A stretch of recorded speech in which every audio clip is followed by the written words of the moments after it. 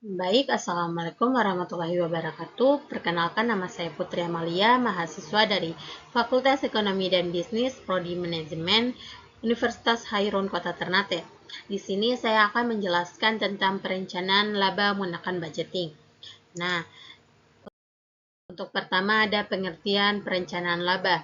Perencanaan laba atau profit planning adalah proses penetapan target laba yang ingin dicapai oleh perusahaan dalam suatu periode tertentu, disertai rencana tindakan atau action plan yang sistematis untuk mencapainya melalui pengelolaan pendapatan dan pengeluaran secara terkoordinasi.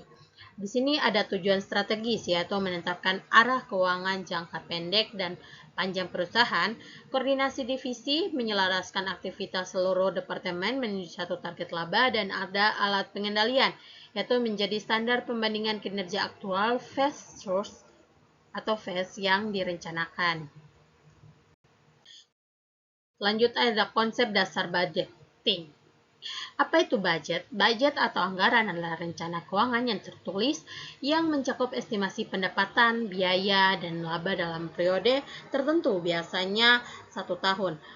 Budget bukan sekedar perkiraan, ini adalah komitmen manajemen terhadap target yang ingin dicapai. Ada 4 fungsi utama budget, yaitu perencanaan, di mana menetapkan target finansial, ada koordinasi, menyelaraskan antara divisi, ada pengendalian, mengukur kinerja aktual, dan ada motivasi, mendorong pencapaian target. Nah, untuk siklus budget ada penyusunan, ada persetujuan, ada pelaksanaan, ada monitoring, dan evaluasi serta revisi jika diperlukan. Nah, selanjutnya ada jenis-jenis anggaran dalam perencanaan laba. Ada anggaran penjualan di mana estimasi volume penjualan pendapatan basis dari seluruh anggaran lainnya. Ada anggaran produksi, yaitu rencana penjualan unit yang diproduksikan berdasarkan target penjualan dan stok. Ada anggaran bahan baku, yaitu kebutuhan dan biaya bahan baku untuk mendukung anggaran produksi. Ada anggaran tenaga kerja, yaitu estimasi jam kerja dan biaya tenaga kerja langsung untuk proses produksi. Ada anggaran overhead pabrik, yaitu biaya tidak langsung dalam proses produksi, seperti listrik, depresiasi, dan lain-lain. Ada anggaran laba rugi atau master, ringkasan semua anggaran yang menghasilkan proyeksi laba atau rugi periode. Nah, selanjutnya ada proses penyusunan budget perencanaan laba, di mana yang pertama tetapkan target laba, yaitu manajemen menetapkan target laba berdasarkan visi, kondisi pasar, dan histori. 2. Analisis pasar dan kapasitas, kajian potensi penjualan, kapasitas produksi, dan kondisi kompetitor. Ketiga, ada susun anggaran penjualan, yaitu proyeksi volume dan harga jual per produk atau segmen untuk periode budget. Yang keempat, ada susun anggaran biaya, yaitu rencana HPP, biaya operasional, admin, pemasaran, dan overhead.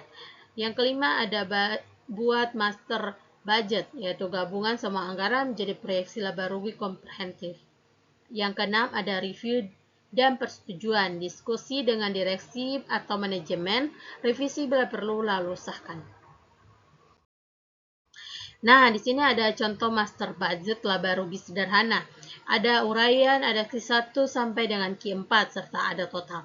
Untuk uraian terdapat penjualan rupiah. Untuk Q1 ada sekitar 500.000, Q2 ada 550.000, Q3 ada 620.000, Q4 ada 700.000. Nah, total keseluruhan ada 2.370.000.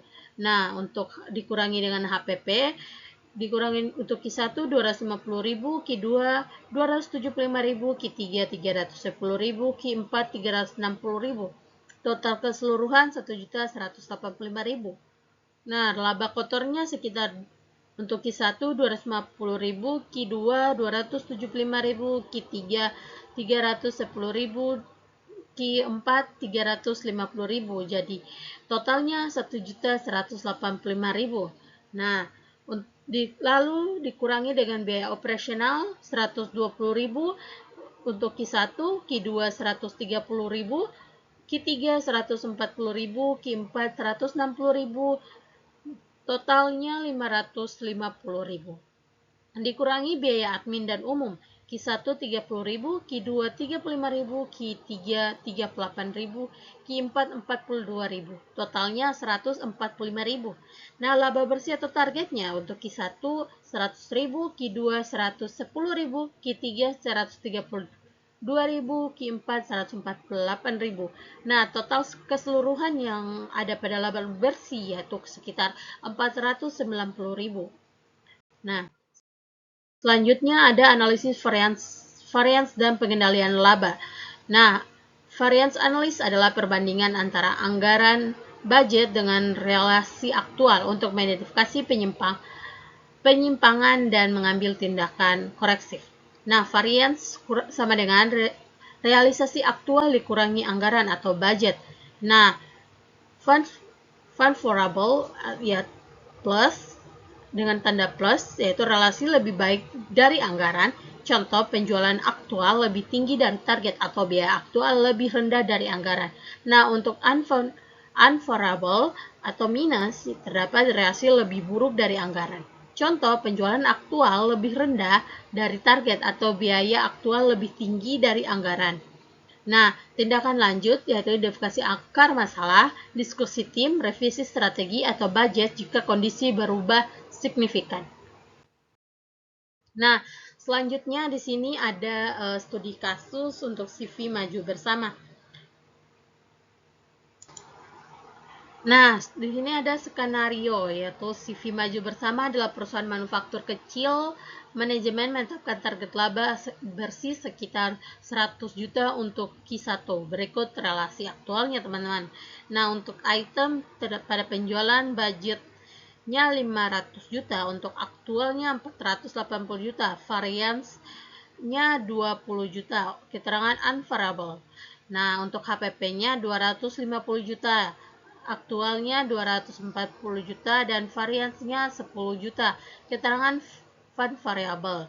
Nah, untuk biaya operasional sekitar 100 juta. Untuk aktualnya sekitar 115 juta dan untuk variasinya 15 juta. Keterangannya unvariable. Nah, untuk biaya admin pada budgetnya sekitar 50 juta, aktualnya sekitar 48 juta dan variasinya sekitar 2 juta. Keterangannya fund variable. Nah, jadi laba bersih sama dengan 100 juta dan aktualnya 77 juta dan variansnya sekitar 23 juta. Nah, keterangannya unvariable. Analisis penjualan turun, volume lebih rendah dan biaya operasional membekak. Tim perlu meninjau strategi pemasaran yang efektif biaya di Q2 nanti. Nah, jadi kesimpulan dan rangkuman. Untuk yang pertama ada perencanaan laba adalah fondasi manajemen keuangan yang efektif. Kedua ada budget menerjemahkan strategi bisnis menjadi angka yang terukur.